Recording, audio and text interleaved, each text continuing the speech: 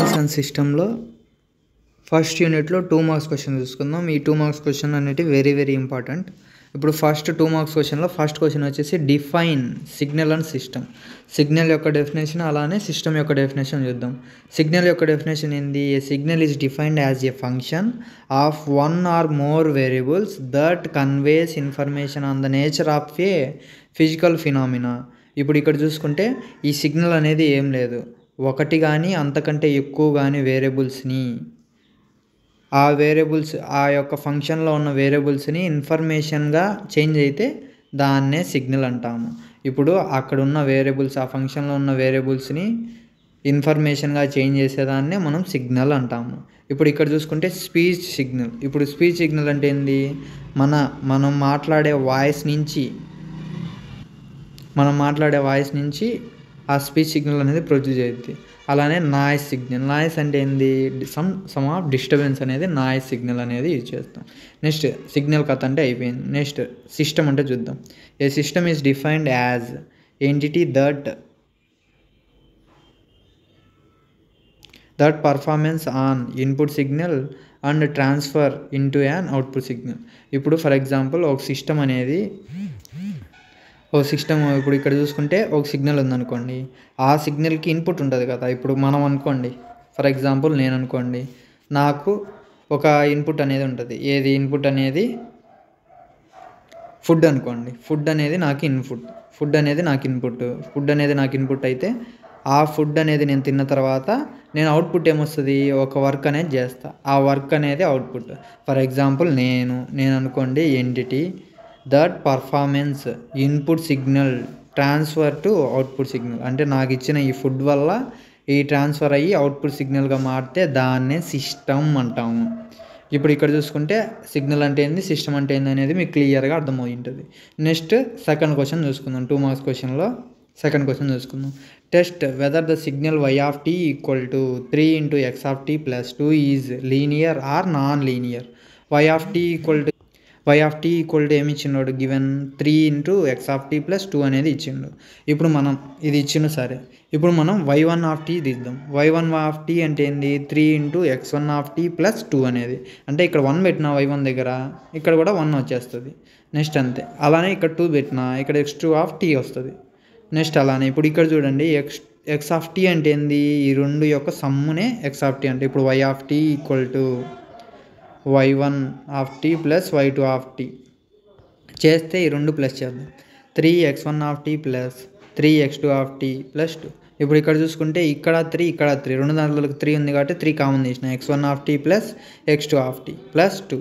ఇప్పుడు ఇక్కడ చూసుకుంటే 3x1 of t plus 3x2 of t plus 2. ఇప్పుడు ఇక్కడ చూడండి, ఈ y of tకి ఇది ఏమన్నా ఈక్వలా? కాలేదు. దీని యొక్క సమ్ ఈక్వల్ కాలేదు కాబట్టి మనకి ఇచ్చిన సిగ్నల్ అనేది లీనియర్ కాదు. మనకిచ్చిన సిగ్నల్ అనేది నాన్ లీనియర్. ఎందుకంటే లీనియర్ అంటే ఏంది? It satisfies superposition theorem or homogeneous. ఇక్కడ సూపర్ పొజిషన్ థియరంని సాటిస్ఫై చేయలేదు. సూపర్ పొజిషన్ థియరం అంటే ఏంది? హోమోజీనియస్ అంటే ఏంది? ఈ రెండు సమ్ అనేది ఈక్వల్ అయితే దాన్నే homogeneous or superposition theorem అంటాం. ఇప్పుడు ఇది ప్రూవ్ చేయలేదు కాబట్టి మనకి ఇచ్చిన సిగ్నల్ అనేది నాన్ లీనియర్ సిగ్నల్. నెక్స్ట్ దీంతోనే థర్డ్ క్వశ్చన్ చూసుకుందాం. Discuss about the casual and non casual time variant and time invariant. First casual అంటే ఏంది, నాన్ క్యాజువల్ అంటే ఏందో చూద్దాం. క్యాజువల్ అంటే ఏం లేదు. A system is set to be casual system. The output depends upon the present and past values. For example ఇందానే చెప్పిన కదా, ఎగ్జాంపుల్ అనేది నేను ఇన్పుట్ అనేది వస్తాను. ఇప్పుడు ఇక్కడ చూసుకుంటే అవుట్పుట్ అనేది దేని మీద డిపెండ్ అయింది? ఇందాక ఇక్కడ అవుట్పుట్, ఇక్కడ ఫుడ్. అవుట్పుట్ అనేది దేని మీద డిపెండ్ అయింది? ఈ ఫుడ్, ఈ నేను అనే దాని మీద డిపెండ్ అయింది కదా. అలానే సేమ్ ఇప్పుడు ఇక్కడ చూసుకుంటే క్యాజువల్ సిస్టమ్ అంటే ఏంది? Output depends upon the present and past values. Present యొక్క వాల్యూస్, పాస్ట్ యొక్క వాల్యూస్, అవుట్పుట్ అనేది ఆ రెండు ప్రజెంట్ పాస్ట్ వాల్యూస్ మీద డిపెండ్ అయితే దాన్నే క్యాజువల్ సిస్టమ్ అంటాము. నెక్స్ట్ నాన్ క్యాజువల్ సిస్టమ్ అంటే చూద్దాం. నాన్ క్యాజువల్ సిస్టమ్ అంటే a system is set to be a non casual system. Output depends upon not only present and past values but future values also. ఇప్పుడు ఇక్కడ చూసుకుంటే non casual system అంటే ఏంది? ఆ output అనేది ప్రజెంట్ మీద depend అవుతుంది, పాస్ట్ మీద డిపెండ్ అవుతుంది, అలానే ఫ్యూచర్ మీద డిపెండ్ అవుతుంది. 3 దాంట్ల మీద డిపెండ్ అయితే దాన్నే నాన్ క్యాజువల్ సిస్టమ్ అంటాము. నెక్స్ట్ వచ్చేసి టైం ఇన్వేరియంట్ సిస్టమ్ చూద్దాం. ఫస్ట్ టైం ఇన్వేరియంట్ సిస్టమ్ చూద్దాం. టైం ఇన్వేరియంట్ అంటే ఏంది? టైంకి ఆపోజిట్. అదే వేరియంట్ అంటే టైంకి సేమ్. ఇప్పుడు ఇక్కడ చూసుకుంటే a system invariant system is one whose output response does not change when the input signal is shifted in time. ఇప్పుడు ఇక్కడ చూసుకుంటే ఏమర్థమైంది? Is one whose output response does not change without input signal is shifted in time. ఇప్పుడు ఇక్కడ ఈ time అనేది shift చేసేటప్పుడు, input signal యొక్క టైం అనేది షిఫ్ట్ చేసేటప్పుడు దాని యొక్క అవుట్పుట్ రెస్పాన్స్ అనేది చేంజ్ కాదంట. Output response does not change. Output response అనేది చేంజ్ కాకోకుండా ఉంటే ఎప్పుడు ఆ టైం టీ నుంచి T0కి షిఫ్ట్ చేసేటప్పుడు, ఆ టైంని షిఫ్ట్ చేసేటప్పుడు దాని యొక్క అవుట్పుట్ రెస్పాన్స్ చేంజ్ కాకోకుంటే దాన్నే టైం ఇన్వేరియంట్ సిస్టమ్ అంటాము. నెక్స్ట్ చూసుకుంటే టైం వేరియంట్ సిస్టమ్ అంటే ఏంది? A time variant system is one whose output response changes when the input signal is shifted in time. ఇందాక చెప్పినా కదా, టీ నుంచి టైం T0కి షిఫ్ట్ అయ్యేటప్పుడు దాని యొక్క అవుట్పుట్ రెస్పాన్స్ అనేది చేంజ్ కాకోకుంటే దాన్నే టైం వేరియంట్ సిస్టమ్ అంటాము. ఒకవేళ అవుట్పుట్ రెస్పాన్స్ అనేది చేంజ్ అయితే దాన్నే టైం ఇన్వేరియంట్ సిస్టమ్ అంటాము. This is about the casual and non casual and time variant and time invariant systems. Next define convolution and correlation. కోరిలేషన్కి డెఫినేషన్ చూసుకుందాం. కన్వల్యూషన్ అంటే ఏంది? Convolution in time domain correspond to multiplication in frequency domain.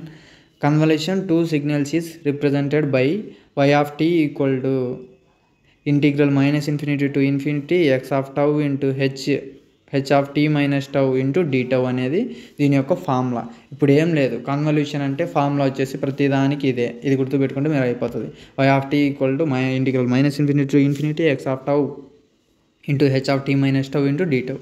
ఇప్పుడు ఇదే రాసినాం చూడండి. ఇక్కడ ఏం రాసిన డెఫినేషన్ కూడా టైం డొమైన్ అనేది కరస్పాండ్ టు మల్టిప్లికేషన్ ఏంది? ఇక్కడ మల్టిప్లికేషన్ చేసినాం కదా, ఎందుకంటే ప్రోడక్ట్లో ఉంది కాబట్టి multiplication in frequency domain convolution two signals multiply చేసేదాన్నే కన్వల్యూషన్ అంటాము. ఇప్పుడు కోరిలేషన్ అంటే ఏంది? Correlation is defined as the similarity between two signals యొక్క సిమిలారిటీస్ మీద అంటే సేమ్ ఉండే దాంట్లోని చూడడమే దాన్నే కోరిలేషన్ అంటాం. కోరిలేషన్ అంటే సేమ్ కదా, ఇప్పుడు నేనున్నా వేరే పర్సన్ ఉన్నాడు, ఈ రెండు దాని మధ్య ఏముంది? సిమిలర్గా.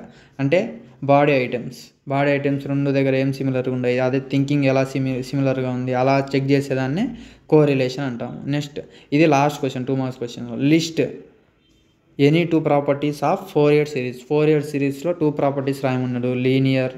Linearity, time shifting, frequency shifting, అలానే కన్వల్యూషన్, నెక్స్ట్ అలానే ఏంది టైం రివర్సల్, డిఫరెన్షియేషన్, ఇలా మనం ఎన్నైనా రాయొచ్చు. ఇక్కడ 2 అడిగింది కాబట్టి లీనియారిటీ, టైం షిఫ్టింగ్ అనేది మనం రాస్తాం. This is about the 2 marks questions in unit 1 signals and systems. Thank you. Please like and subscribe my channel. Thank you.